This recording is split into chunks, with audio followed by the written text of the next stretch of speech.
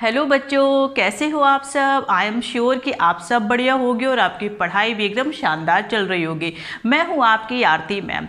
आज के इस वीडियो में हम फुटप्रिंट विदाउट फीट बुक का एक लेसन पढ़ेंगे जिसका टाइटल है making of a scientist. The making of a scientist, ये जो लेसन है इसमें एक साइंटिस्ट के बारे में है। इस साइंटिस्ट का नेम है रिचर्ड एब्राइट। तो पूरे लेसन में हम रिचर्ड एब्राइट की लाइफ की जर्नी के बारे में देखेंगे कि वो साइंटिस्ट किस तरीके से बने, उन्होंने किस किस क्लास में कौन कौन से एक्सपेरिमेंट किए, उन्होंने कौन कौन से प्राइज़ जीते, कितना उन्होंने हार्ड वर्क किया, उनको साइंटिस्ट बनाने में सबसे बड़ा जो कंट्रीब्यूशन था वो किसका रहा। ये सारे आंसर्स आपको पता चल जाएंगे जब आप इस वीडियो को लास्ट तक देखेंगे। और हाँ, वीडियो देखने के बाद आप मुझे कॉमेंट करके ज़रूर बताना कि आपको ये वीडियो कैसा लगा। इस वीडियो को लास्ट तक देखना इसलिए ज़रूरी है जिससे दिमाग में आउटव्यू बन जाए कि एग्जैक्टली इस लेसन में है क्या। तो ज़्यादा टाइम वेस्ट ना करते हुए आइए सीधा चलते इस लेसन की तरफ। तो बच्चों, जैसा कि मैंने आपको स्टार्टिंग में ही इंट्रो में बताया था कि इस लेसन में हम लोग रिचर्ड एब्राइट के बारे में जानेंगे कि कैसे वो साइंटिस्ट बना। तो जिस तरीके से आपके बुक में लेसन की स्टार्टिंग हुई है उस तरीके से इस समरी को ना पढ़ के मैं आपको इसको एक कहानी के रूप में समझाऊंगी जिससे कि आपको एकदम से क्लियर हो जाएगा। तो इस लेसन में जो हमारा मेन कैरेक्टर है वो है रिचर्ड एब्राइट। रिचर्ड एब्राइट जिसके फादर की डेथ हो गई थी जब वो 3rd ग्रेड में था, तो वो केवल अपनी मम्मी के साथ रहा करता था। उसका जो पालन पोषण हुआ था वो रीडिंग पेनिसिल्वेनिया में हुआ था। उस जगह में कोई भी उसके साथ खेलने वाला नहीं था। तो वो क्या करता, अकेले तो वो बेसबॉल खेल नहीं सकता था, ना ही वो फुटबॉल खेल सकता था। तो वो चीज़ों को उसने कलेक्ट करना स्टार्ट कर दिया। धीरे धीरे करके वो क्या करने लगा, वो बटरफ्लाइज को कलेक्ट करने लगा। सबसे पहले वो जब छोटा था तो वहाँ रॉक्स, फॉसिल्स, क्वाइंस ये सब कलेक्ट किया करता था। कभी कभी तो पूरी रात छत पे बैठा करता था और स्टार्स को घूर घूर के देखा करता था। क्यों देखा करता था? क्योंकि वो चीज़ों को लेके बहुत ही ज़्यादा ईगर रहता था, बहुत ही ज़्यादा उत्सुक रहता था। उसके साथ उसका साथी कोई भी नहीं था, केवल उसकी मदर ही उसकी कंपेनियन थी। ये बात हमें उसकी मदर के थ्रू पता चलती है। उसकी मदर कभी कभी उसके लिए घर में दोस्तों को भी ले आती थी। न केवल दोस्तों को लाती थी उसके खेलने के लिए, बल्कि उसको कई ट्रिप्स पे भी ले जाया करती थी। उसके जैसा कि रिचर्ड एब्राइट चीज़ों को जानने के लिए हमेशा बहुत ही ज़्यादा उत्सुक रहता था, तो उसकी मदर उसके लिए अलग अलग इक्विपमेंट्स, अलग अलग टूल्स लेके आती थी। जैसे कि टेलीस्कोप है, माइक्रोस्कोप है, कैमराज है, माउंटिंग मटेरियल्स है और ऐसी ना जाने कितनी चीज़ें, जिससे कि रिचर्ड एब्राइट का मन लगा रहे और वो चीज़ों को ज़्यादा से ज़्यादा सीख सके। जो रिचर्ड एब्राइट की मदर हैं वो रिचर्ड को शॉर्ट में रिची बोलती हैं। अब हमें आगे ये पता चलता है कि जो रिचर्ड एब्राइट हैं वो डेली की चीज़ों में तो उनकी हैबिट दूसरे बच्चों की ही तरह थी, लेकिन उनको सीखने का बहुत ही ज़्यादा शौक़ था। तो वो और उसकी मदर रात को डाइनिंग रूम में एक साथ बैठा करते थे, क्योंकि उन दोनों के अलावा उनकी लाइफ में और कोई था ही नहीं। वो दोनों हर काम एक दूसरे के साथ मिलजुल के किया करते थे। रात को जब रिचर्ड एब्राइट के पास कोई भी काम नहीं होता था तो उनकी मदर उनके लिए कुछ न कुछ काम ढूंढ के रखा करती थी। वो काम फिजिकल नहीं होता था जिससे रिचर्ड एब्राइट को थकावट ना हो, बल्कि कुछ मेंटल काम होता था। मेंटल का मतलब रिचर्ड एब्राइट जिससे कुछ ना कुछ सीख सकें।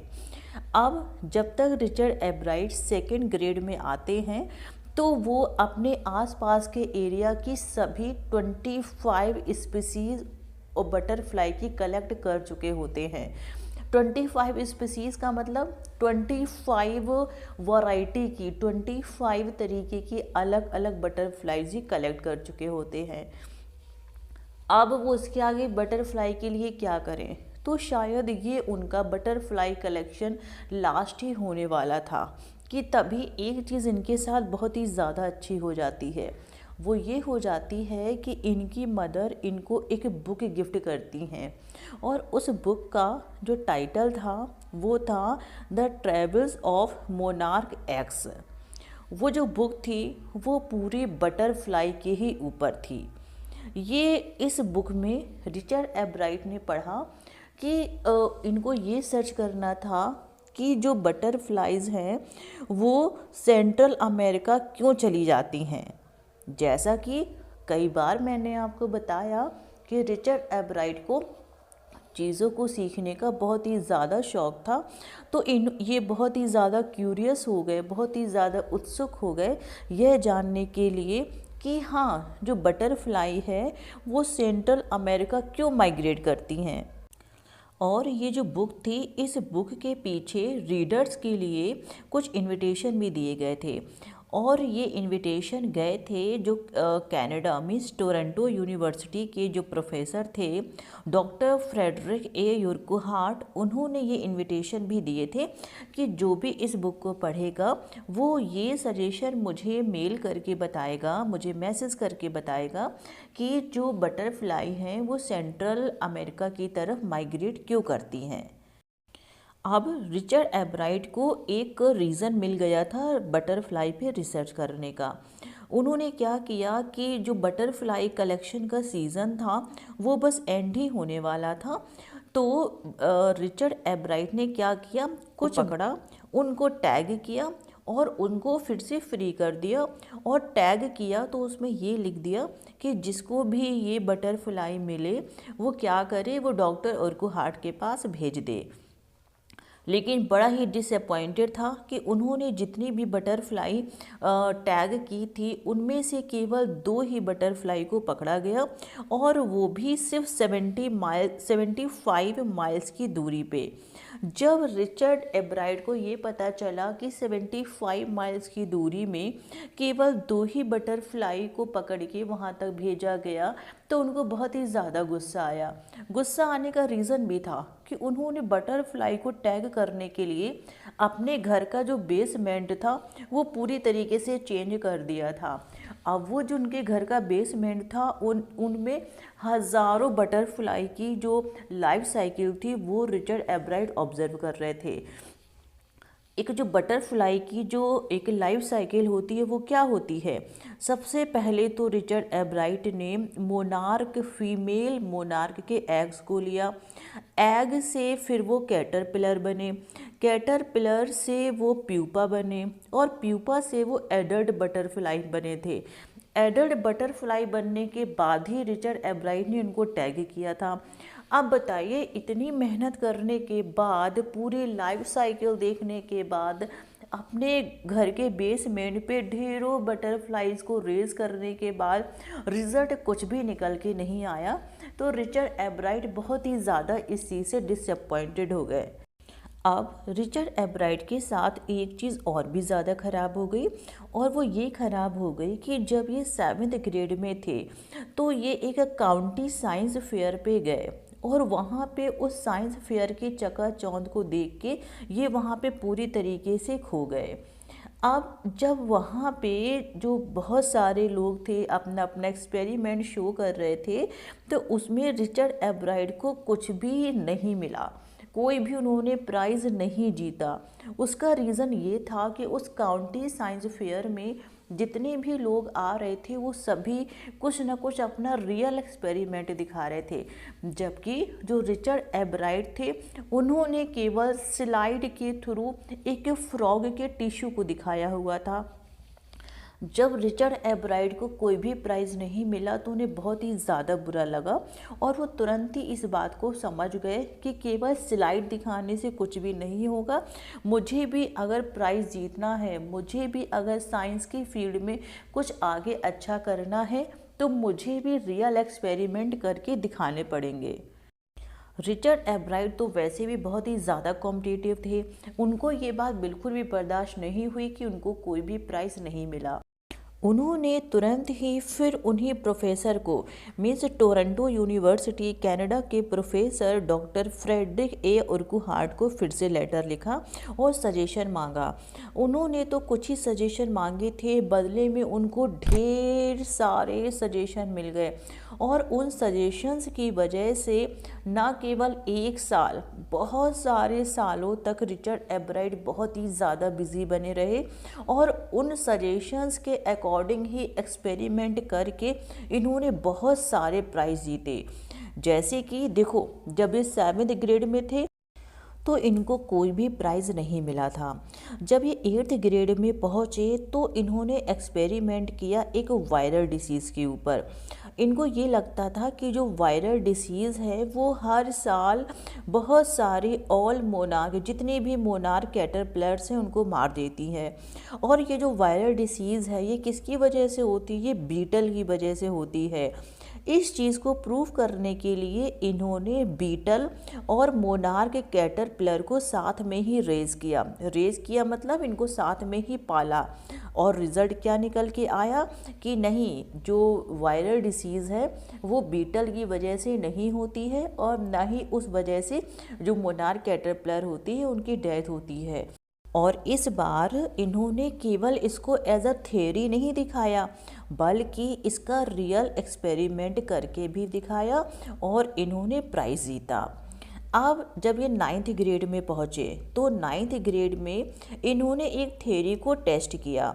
उस थ्योरी का ये था कि जो वाइसराय बटरफ्लाई होती है वो बिल्कुल मोनार्क बटरफ्लाई की तरह दिखती है। क्यों दिखती है? क्योंकि जो मोनार्क बटरफ्लाई है वो बर्ड्स को बिल्कुल भी अच्छी नहीं लगती है, जबकि बर्ड्स कौन सी बटरफ्लाई को खाना ज़्यादा पसंद करती हैं? वाइसराय बटरफ्लाई को खाना ज़्यादा पसंद करती हैं। इसलिए जो वाइसराय बटरफ्लाई होती है वो क्या करती है? वो मोनार्क को कॉपी करती है, जिससे बर्ड कंफ्यूज हो जाए और वो वाइसराय बटरफ्लाई को भी वो मोनार्क बटरफ्लाई ही समझे और उसको ना खाए। तो फिर से इन्होंने 9th ग्रेड में इस पे एक्सपेरिमेंट किया तो उनको ये पता चला कि हाँ ठीक है, वो दोनों दिखते तो एक जैसे हैं, इसमें कोई इशू नहीं है, लेकिन जो स्टार फ्लाई होती है वो ज़रूर जो ऑर्डिनरी बर्ड का फूड नहीं होती है और वो उसको पसंद बिल्कुल भी नहीं आती और वो मोनार्क को नहीं खाती। अब इस चीज़ में भी इन्होंने प्राइज़ जीता। इस थ्योरी से उन्होंने जूलॉजी के फील्ड में फर्स्ट प्राइज़ जीता, फर्स्ट डिवीज़न। और जो काउंटी साइंस फेयर में जितने भी उस फेयर में जितने भी प्रोजेक्ट आए थे उसमें उन्होंने थर्ड प्राइज़ जीता। अब जब ये क्लास 10th में आए तो इन्होंने रिसर्च किया कि जो मोनार्क प्यूपा होती है उसके विंग्स में जो 12 छोटे छोटे टाइनी गोल्ड स्पॉट्स होते हैं वो क्यों होते हैं? क्या वो केवल डेकोरेशन के लिए होते हैं या बटरफ्लाई सुंदर दिखे इसलिए होता है? तो उन्होंने इस चीज़ के लिए डॉक्टर उर्कुहार्ट को फिर से उन्होंने लेटर लिखा। तो उन्होंने ये लिख के भेजा कि नहीं, उनको ऐसा बिल्कुल भी नहीं लगता कि भाई ये जो टाइनी गोल्ड स्पॉट्स हैं 12 ये डेकोरेशन के लिए होते हैं। पूरे 10th भर इन्होंने इस चीज़ पे रिसर्च किया और फाइनली इनको पता चला कि वो जो टाइनी स्पॉट्स होते हैं, गोल्ड स्पॉट्स होते हैं मोनार्क प्यूपा के ऊपर, उससे हार्मोन प्रोड्यूस होता है। वो हार्मोन बहुत ही ज़्यादा ज़रूरी होता है एक अडल्ट बटरफ्लाई के डेवलपमेंट में। और इस थ्योरी से इन्होंने काउंटी साइंस फेयर में फर्स्ट प्राइज़ जीता और इस थ्योरी के साथ ही इनको इंटरनेशनल साइंस और इंजीनियरिंग फेयर में जाने का मौका मिला। इन्होंने इस थ्योरी के लिए जूलॉजी में इनको थर्ड प्राइज़ मिला और साथ ही साथ इनको समर में इनको entomology library Walter read army institute of research के में जाने का इनको मौका मिला। अब जब ये क्लास 11th में पहुँचे तो इन्होंने फिर से फर्स्ट प्राइज़ जीता, क्योंकि इन्होंने एक्सपेरिमेंट किया था मोनार्क प्यूपा पे, जिसकी वजह से इनको फिर से एक चांस मिला आर्मी लैबोरेटरी में जाने का। बट इन्होंने क्लास 11th में क्या किया था एक्सपेरिमेंट, ये आपकी बुक में नहीं दिया गया है। अब जब ये क्लास 12th में पहुंचते हैं तो ये एक मोनार्क के विंग्स से सेल को ग्रू करते हैं एक आर्टिफिशियल एटमॉस्फेयर में, और ये प्रूव करते हैं कि जो सेल्स होते हैं वो डिवाइड हो जाते हैं और डेवलप हो जाते हैं एक नॉर्मल बटरफ्लाई में। लेकिन ऐसा क्या होता है, ऐसा कब होता है? ऐसा तब होता है जब वो जो मोनार्क जो प्यूपा होती है, जो उसके टाइनी जो 12 गोल्ड स्पॉट्स होते हैं उससे जो हार्मोन निकलता है, जब उसको ही बटरफ्लाई को फीड करा दिया जाता है तो जो सेल्स होता है वो डिवाइड हो जाता है और डेवलप हो जाता है एक नॉर्मल बटरफ्लाई के विंग के स्केल में। इस प्रोजेक्ट की वजह से इन्होंने फर्स्ट प्लेस जीता जूलॉजी में एक इंटरनेशनल फेयर में, और उसके बाद इनका जो पूरा ग्रेजुएशन था वो इनका पूरा इन्होंने आर्मी लेबोरेटरी में काम करके स्पेंड किया। न केवल आर्मी लेबोरेटरी में काम किया बल्कि साथ ही साथ laboratory of the US department of agriculture में भी काम किया। अब जब इन्होंने हार्वर्ड यूनिवर्सिटी में एडमिशन लिया तो इन्होंने डिपार्टमेंट ऑफ एग्रीकल्चर में की लेबोरेटरी में इन्होंने बहुत सारा काम किया। किस पे? वो गोल्ड स्पॉट्स से जो हार्मोन प्रोड्यूस होता है उस पे इन्होंने बहुत सारा काम किया। जब ये काम कर ही रहे थे तभी इनको एक उस हार्मोन का केमिकल स्ट्रक्चर के बारे में पता चल गया। उसके बाद कम से कम 1 से 1.5 साल बाद जब ये ग्रेजुएशन के फर्स्ट ईयर में ही थे तो ये इन्होंने सेल की लाइफ पे काम किया, एक ऐसी थ्योरी जिससे साइंस के वर्ल्ड में एक बहुत ही बड़ा चेंजमेंट आने वाला था। ये सेल की लाइफ में काम करना उन्होंने कैसे शुरू कर दिया? एक बार जब ये एक्सरे का फ़ोटो देख रहे थे उस हार्मोन के केमिकल स्ट्रक्चर को देखने के लिए, तो इन्होंने उस सेल की लाइफ के बारे में इनको पता चल गया, और इसी थ्योरी की वजह से ही साइंस के वर्ल्ड में एक तहलका मच गया। कैसे तहलका मच गया? क्योंकि इन्होंने इस चीज़ को प्रूफ भी किया था। ना केवल सिर्फ अपने उसमें इन्होंने थ्योरी में प्रैक्टिकल किया था बल्कि इसको इन्होंने बाकायदा प्रूफ भी किया था, और साथ ही साथ इन्होंने ये भी बताया था कि जो लाइफ होती है उसका जो ब्लूप्रिंट होता है ना वो डीएनए होता है। So DNA is the blueprint for life. इन्होंने एक बहुत ही बायोलॉजी का बहुत ही बड़ा पजल सॉल्व कर दिया था इन्होंने। आगे रिचर्ड एब्राइट बताते हैं कि उन्होंने इस चीज़ को प्रूफ करने के लिए अपने रूममेट की हेल्प ली थी।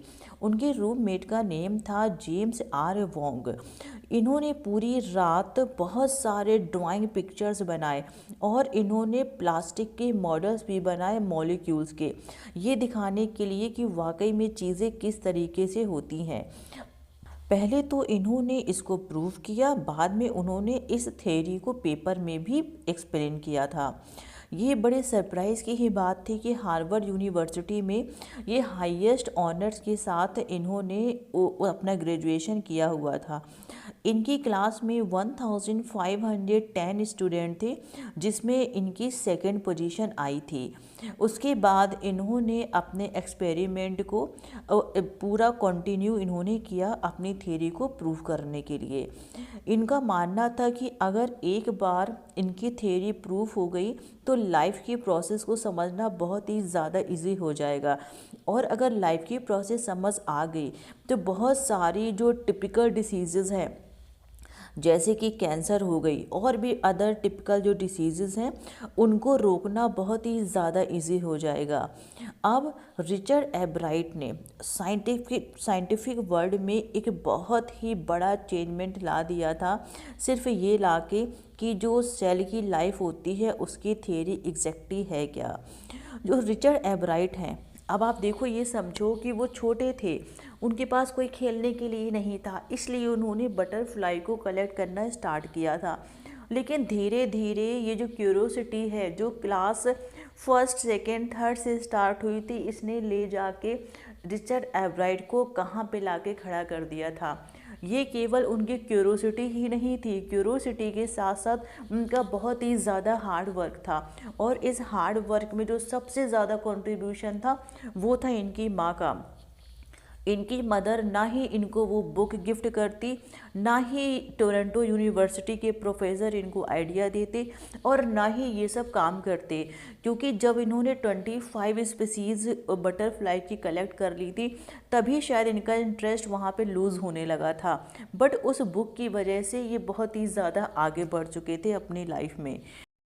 अब आगे रिचर्ड एब्राइट हमें बताते हैं कि उनके जो सोशल साइंस के टीचर थे, जिनका नेम था मिस्टर रिचर्ड ए वीरर, वो इनके एडवाइज़र भी थे और इनके टीचर भी थे। वो एक परफेक्ट पर्सन थे इनके लिए। वो इतने अच्छे अच्छे आइडियाज़ देते थे रिचर्ड एब्राइट को कि वो कहते हैं कि मेरा माइंड ओपन हो जाता था न्यू न्यू आइडियाज़ को लेके। इसके साथ ही साथ इनके जो सोशल साइंस के टीचर थे मिस्टर वीरर, वो कहते हैं कि रिचर्ड हमेशा किसी भी काम को करने में अपना एक्स्ट्रा एफर्ट दिया करता था, और यही बात मुझे उसकी सबसे ज़्यादा अच्छी लगा करती थी। एक चीज़ उसमें ये भी थी कि वो मतलब कोई भी काम करता था ना तो वो अच्छे रीज़न के लिए ही किया करता था। हम लोग रात में 3 से 4 घंटे साथ में बैठा करते थे, डिबेट किया करते थे रिसर्च को लेके।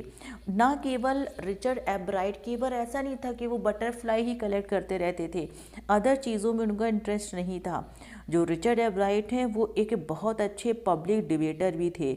उन्होंने बहुत सारे प्राइज़ जीते, केवल जीतने की वजह से नहीं, केवल प्राइज़ जीतने की वजह से नहीं, केवल अच्छा करने की वजह से। और जब वो अच्छा करने की कोशिश करते थे, उसमें अपना एक्स्ट्रा एफर्ट लगाते थे, उसमें मेहनत करते थे, तो वो ऑटोमेटिकली जीत जाया करते थे। कहते हैं कि अगर राइट रीज़न होना चाहिए तो उसके लिए कोई कुछ भी कर सकता है। आगे रिचर्ड एब्राइट बताते हैं कि जो बुक थी, जो ट्रैवल्स ऑफ मोनार्क एक्स, उसने इनके लिए, रिचर्ड एब्राइट के लिए एक साइंस का वर्ल्ड ओपन कर दिया था। अब जब हमारा ये लेसन स्टार्ट होता है वो इसी के साथ ही स्टार्ट होता है कि जैसे रिचर्ड एब्राइट ने साइंस के वर्ल्ड में अपनी एक अलग ही जगह बना ली थी, बिल्कुल उसी तरीके से जैसे कि कोई 15 साल का बच्चा कोई हिट रन लगा दे, वो एकदम गेम ही चेंज कर दे, उसी तरीके से रिचर्ड एब्राइट ने साइंस के फील्ड में भी कर दिया था। ये पूछा जाता है क्वेश्चन में कि भाई रिचर्ड एब्राइट इतना सक्सेसफुल लाइफ में कैसे हो गए, तो इसके लिए केवल उनकी क्यूरोसिटी ही काफ़ी नहीं थी, इसके लिए उनका डिटर्मिनेशन, उनका फर्स्ट रेट माइंड, उनकी क्यूरोसिटी तो थी ही, साथ में उनकी विल टू विन, उनका हार्ड वर्क, उनका स्ट्रगल। और इन्हीं सब चीज़ों की वजह से ही रिचर्ड एब्राइट इतने बड़े साइंटिस्ट बन गए। ऐसा पहली बार हुआ था कि एक जो जर्नल है, proceedings of the national academy of science, इस जर्नल में, जिसमें कि किसी भी स्टूडेंट का जो आर्टिकल है वो पब्लिश नहीं होता है, कॉलेज स्टूडेंट का आर्टिकल पब्लिश नहीं होता है, लेकिन ऐसा फर्स्ट टाइम हुआ था इस साइंटिफिक जर्नल में जिसमें कि रिचर्ड एब्राइट का आर्टिकल पब्लिश हुआ था।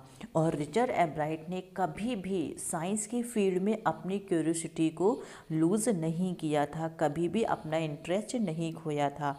और इसके साथ ही ये लेसन फिनिश हो जाता है। आई एम श्योर कि आपको समझ में आया होगा, लेकिन फिर भी अगर कहीं डाउट हो तो आप मुझे कमेंट बॉक्स में ज़रूर बताना, मैं कोशिश करूँगी कि आपका डाउट ख़त्म हो जाए।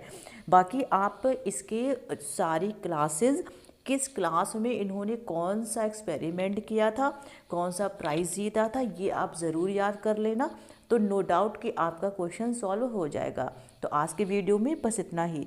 Thank you so much.